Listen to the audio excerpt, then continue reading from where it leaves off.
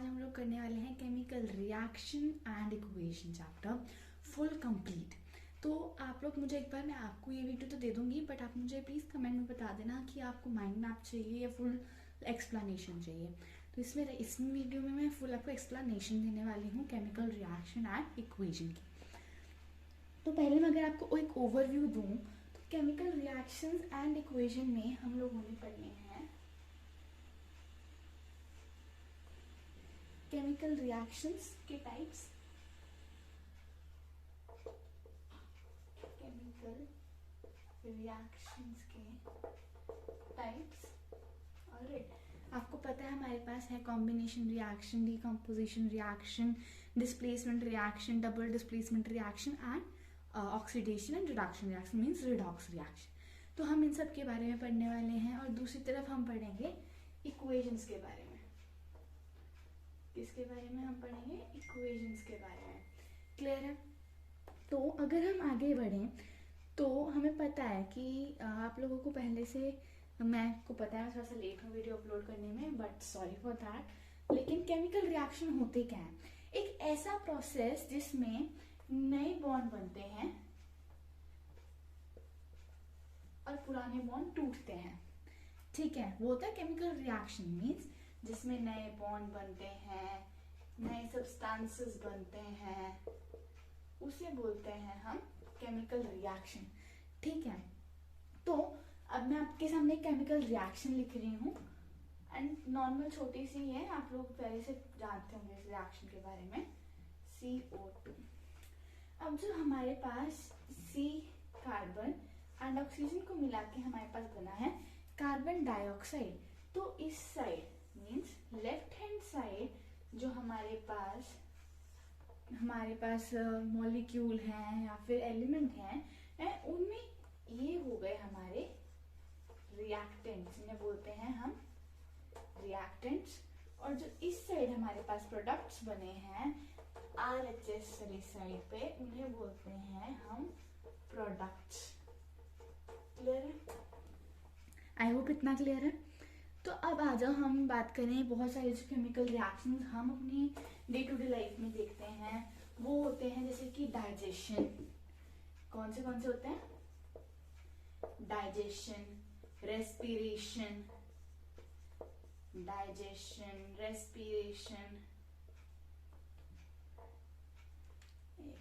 Sorry मैंने गलती से स्पेलिंग एरर कर दिया है। रेस्पिरेशन, ठीक है, formation of curd,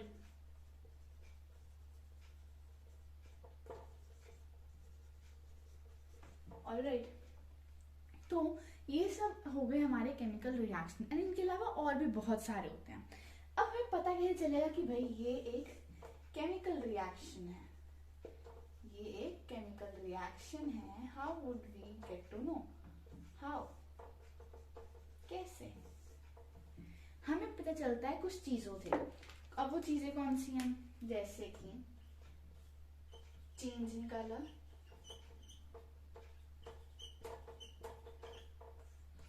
state, change in state, okay, evolution of gas,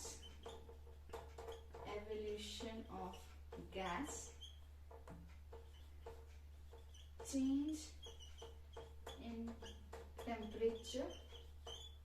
alright, इन सबसे हमें पता चलता है कि केमिकल रिएक्शन हुआ है या नहीं हुआ है। क्लियर है? तो अगर हम आगे बढ़े तो अब हम पढ़ेंगे कि केमिकल रिएक्शन को रिप्रेजेंट कैसे किया जाता है।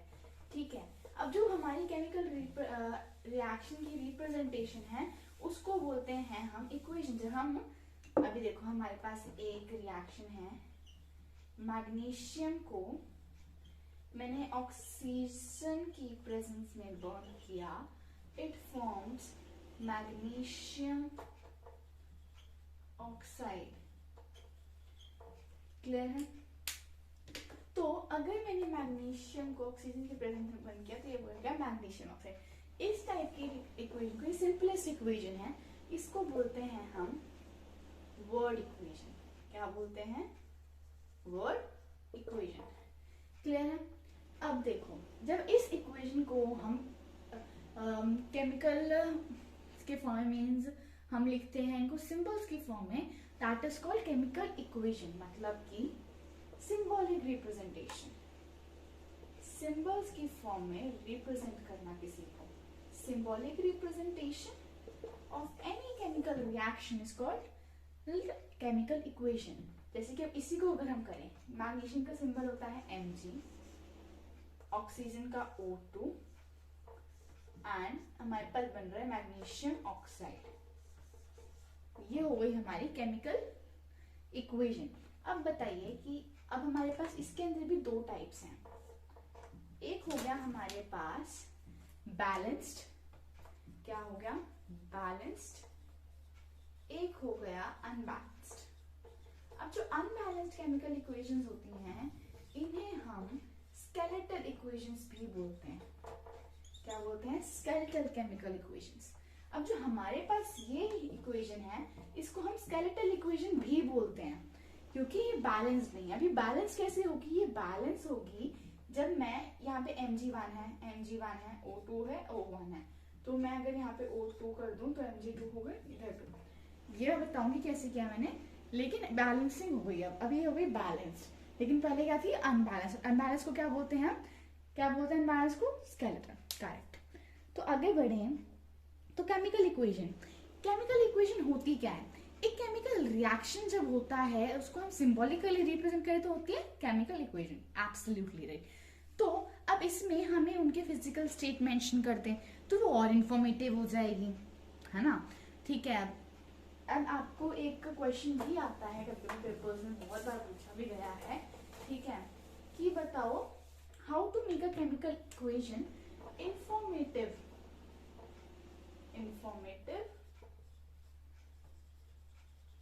Chemical equation. Alright, informative chemical equation बनती है जब हम मेंशन करते हैं फिजिकल स्टेट्स। क्या मेंशन करते हैं? फिजिकल स्टेट्स मेंशन करते हैं, या फिर हम मेंशन करते हैं कैटलिस्ट, कितने प्रेशर मेंशन करते हैं, टेम्परेचर मेंशन करते हैं, ठीक है। ये सारी चीजें हम मेंशन कर दें तो हमारी केमिकल इक्वेशन इंफॉर्मेटिव हो जाती है, ठीक है। अब आप लोगों को पता होगा कि हम लोगों को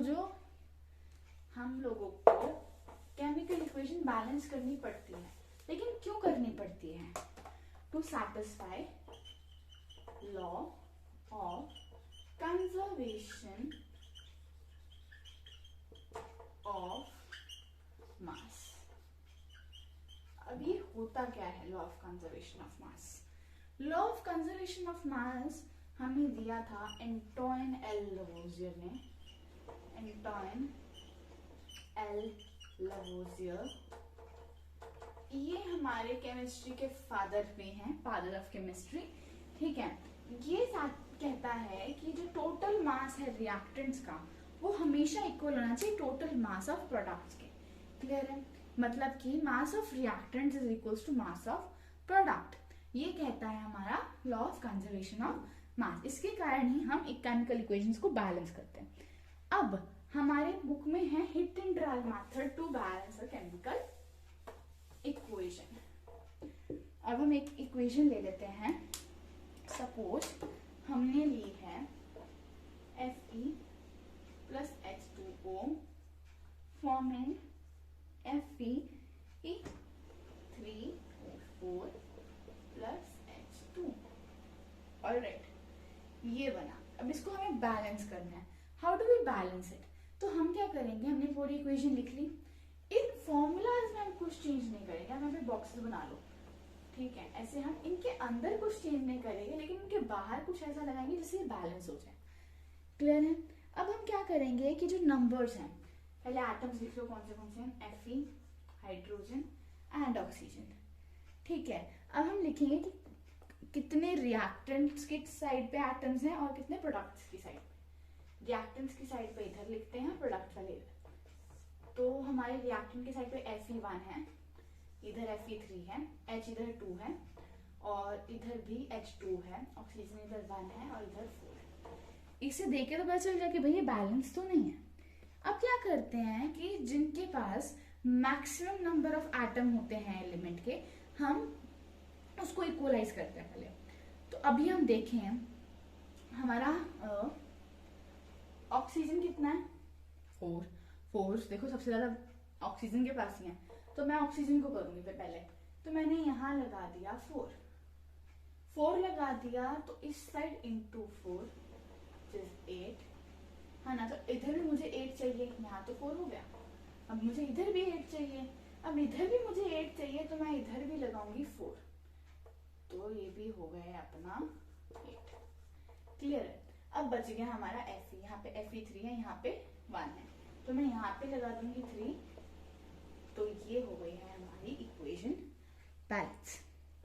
ठीक है, अभी बैलेंस तो हो गई लेकिन इंफॉर्मेटिव नहीं हुई। तो अब इसको इंफॉर्मेटिव हम कैसे करेंगे, हम करेंगे Fe सॉलिड स्टेट, ठीक है।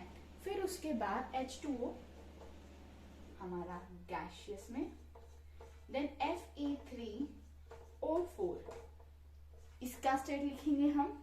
इसका स्टेट क्या होता है भाई, सॉलिड, H2O हमारी गैस।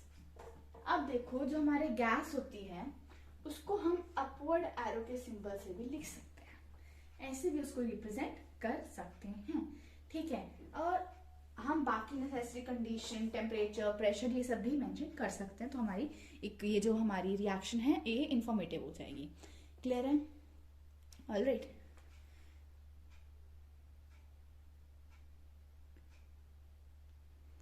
सो ऑलराइट गाइस, आज के लिए इतना ही, क्योंकि हमने पढ़ा कि बैलेंस कैसे करते हैं किसी इक्वेशन को। अभी मैं आपको कुछ क्वेश्चंस दे रही हूँ जिससे आपको मुझे बैलेंसिंग करके बताना है, ठीक है। तो उसके बाद मैं बताऊंगी, आप लोग वीडियो पॉज करके जो मैंने क्वेश्चंस देनी थी उनको बैलेंस करके देन आंसर चेक कर लेना, ठीक है। तो